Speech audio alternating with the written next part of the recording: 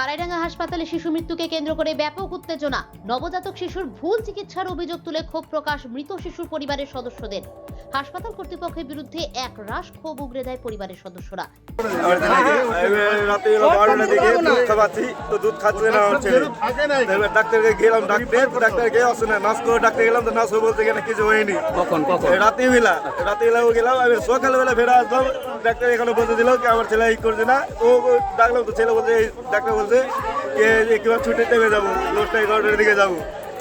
এবারে দেখছি ওখান থেকে বেরো ঘুরে নিয়ে আসলাম, বেরো ওখানে গেলাম আমার কাছে, ওখান থেকে বললো ও ডাক্তার এখানে দেখবে।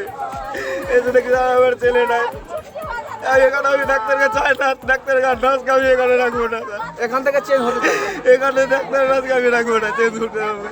ঘটনার খবর পেয়ে ঘটনাস্থলে উপস্থিত হয় পুকুরিয়া থানার পুলিশ এবং পরিস্থিতি নিয়ন্ত্রণ করে।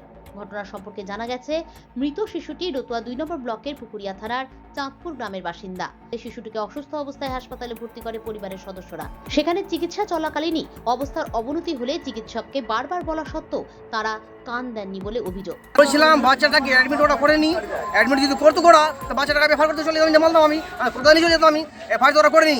ডাক্তার যাচ্ছি আমরা বারবার করে 2বার 3বার ডাক্তার যে আসে না, ওরা শিশুটা যখন বলছি কি যেসব এমনি করে করছে না ওরা। এবার যদি করে বাচ্চা যদি মরে যায় তাহলে দায়টা কে বলেন।